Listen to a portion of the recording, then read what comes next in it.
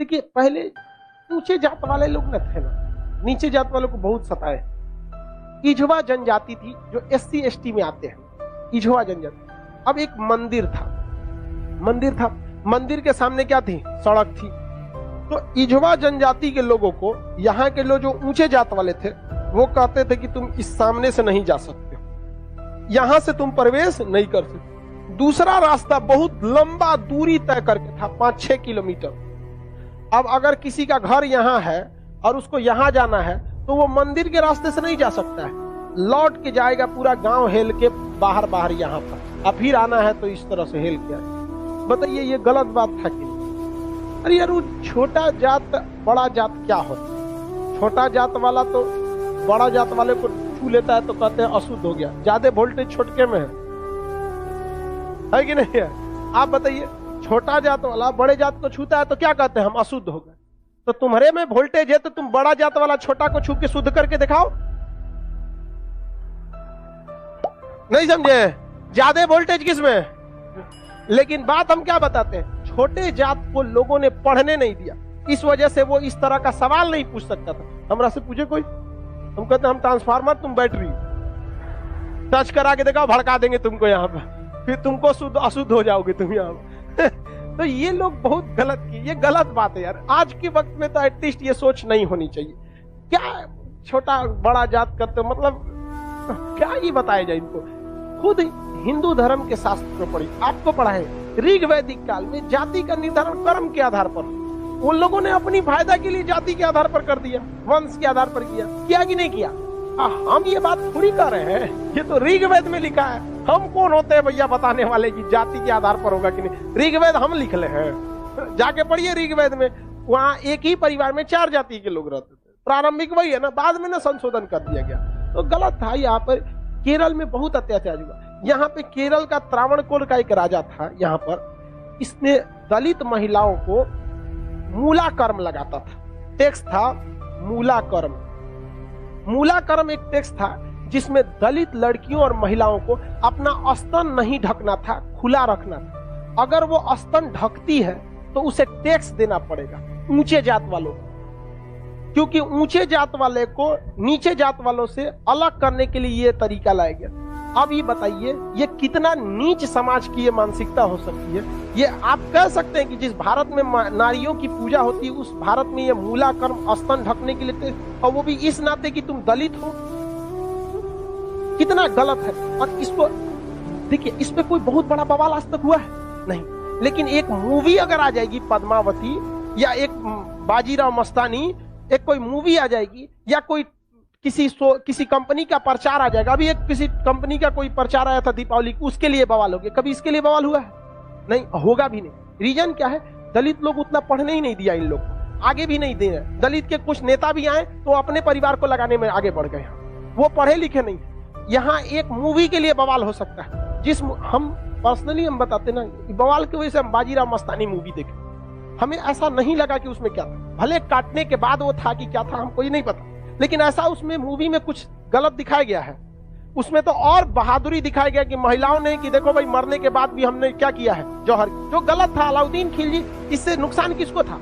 इससे अलाउद्दीन खिलजी का वो चेहरा जो सबको नहीं पता था वो भी देख लिया लोगों ने, लेकिन उसके लिए विरोध हो सकता है। लेकिन इतना गलत चीज के लिए कभी आपने विरोध देखा है? कभी नहीं आया। तो ये उन लोग को आज तक दबाए जाके रखा है। इतना गलत चीज वहां पे मूला कर्म लिया गया था, ये एकदम सरासर गलत है। और वहां पे जब टैक्स देने गया तो महिला जो थी ना, इस मूला कर्म को हटाने के लिए अपने स्तन को चाकू से काट दी और मर गई सब महिलाएं वहां पर। और यह केरल ऐसा राज्य था जिसमें पुरुष सती होते थे। जब उनकी पत्नी अपना स्तन काट देती थी, ब्लड गिरने की वजह से मर जाते थे, तो चिता में पुरुष जाके मर जाता था कि हम ऊंचे जात वालों से नहीं लड़ सकते हैं, लेकिन हम अपना शरीर हम भी त्याग देते थे। पुरुष भी सती हुआ है इस देश में, ये ऊंच और नीच जात वाले यहाँ पे। लेकिन इसे, और यही अगर ये कांड किसी ऊंचे जात वाले के लिए कोई दिल्ली सल्तनत का राजा किया रहता, आज न्यूज चैनल पे बैठ के बवाल हुआ रहता। लेकिन दलित है ना भाई साहब, कोई आवाज नहीं उठाता है। इसलिए आप एजुकेशन रहिए, आप ऊंचे जात के हैं या नीचे जात के हैं, पढ़े लिखे नहीं रहेंगे ना तो लोग कचल के चले जाएंगे। और आप पढ़े लिखे रहेंगे तो अंबेडकर साहब का वो कथन याद रखिएगा, शिक्षा उस शेरनी का दूध है जिसने पिया है वो दहाड़ा है। तो आपको हर हाल में शिक्षा लेना चाहिए, वरना आपको लोग कुचल के चले जाएंगे। अंग्रेज तो छोड़िए, ये भारतीयों ने ये सा कुकर्म किया है। आप जलियांवाला बाग और इसमें देखेंगे तो ज्यादा खून खोलेगा आपको मूला कर्म में, जो भारतीयों ने किया यहाँ पे। और दिल को तकलीफ तो अपने पहुंचाते हैं, गैरों को पता क्या है कि दिल दुखता किससे। ये देश के लिए आपको शर्म आएगी। हमारी संस्कृति पे जहां हमें नाज होता है, ये हमारी संस्कृति में दाग है, दाग धब्बा है। जिस तरह चांद में भी दाग है ना, हमारी अपनी संस्कृति पे इस दाग को कभी भूल नहीं सकते हैं कि पूरी दुनिया में ये एक ऐसा देश था जहां मूला कर्म लिया जाता है, लेकिन आज भी बहुत हल्के में इसे ले लिया जाता है, हल्के में ले लिया। जानते हैं क्यों? क्योंकि ये दलित के साथ समझा गया कि नहीं? बहुत ऐसा होता है। कितना आदमी बताएगा, ज्यादा हम भी बोलेंगे तो सोचा हमारा कहेगा तो दलित का फेवर कर, हम कौन सी फेवर कर, नहीं हुआ रहा था नहीं बोलते। इजवा जनजाति के लोगों ने विरोध किया और इजवा जनजाति वालों ने क्या किया, इसको हटाया और मंदिर के सामने से वो क्या होने लगे ज्यादा। नहीं, भगवान ने कब कह दिया कि तुम हमको मतलब नहीं यार, राम जी सबरी के जूठे बेर खाए थे, तू राम जी से बड़ा हो गया है। राम जी के पैर के धूल के बराबर है आज के वक्त में, चाहे कितना बड़ा आप प्रकांड विद्वान। सबरी के जूठा बेर खाए थे कि नहीं, जूठा बेर यहाँ। और आज लोग कहते हैं कि छू देंगे तो अशुद्ध। अरे भगवान जूठा बेर खाए, देख ले भाई, अब इससे बड़ा साक्ष्य क्या चाहिए। लेकिन नहीं, हम श्रेष्ठ रहेंगे, दूसरे को दबा के रखें। ये सोच बहुत गलत है समाज की, और ये धीरे धीरे सही होगा। और इसको आप डायरेक्ट नहीं सही कर सकते। अभी समाज में ऐसे लोग हैं ना, जिनके दिमाग में ये बैठा हुआ है ऊंच जात, हम श्रेष्ठ हैं। ये नहीं, ये समाज के लोग धीरे धीरे डिकम्पोज हो जाएंगे। बूढ़ा होके समाज, नई जनरेशन आ रही है ना, ये जनरेशन सही है। लेकिन इसमें भी बहुत सारे ऐसे हैं लोग जो ये बात को मतलब ले। लेकिन आज आप लोग युवाओं में, आप देखिए, आप लोग में ऐसी सोच नहीं है, अभी नहीं है। लेकिन आप अपने घर में देखिएगा, अपने दादा परदादा, दादा, उन लोग में अभी भी ये सोचा। हमारे यहाँ पे हमारी दादी भी थी तो नौटंकी करते, हम खटिया पे बैठी तो उनके, हमारी दादी से नहीं जमता था बहुत। कोई नौकर वोकर आते थे तो ना काम करने के लिए, उसके लिए अलग गिलास रखी थी, उसके लिए शीशा का अलगे रहता था। क्योंकि ये कौन सा तरीका है आपका भाई? आप भी पीने के बाद धुल देंगे, वो भी धुला जाएगा, सब साफ हो जाएगा, इसमें कौन सा बात है। लेकिन ना, मर गई लो, खत्म कहानी।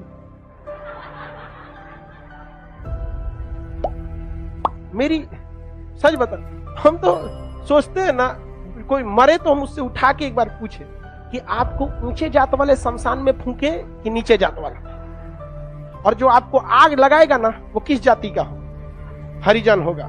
और जब तक वो मुखाग्नि ना देगा, आग ना देगा, आपका क्रियाकर्म ना होगा। ये बताइए पावरफुल कौन? समझा कि नहीं?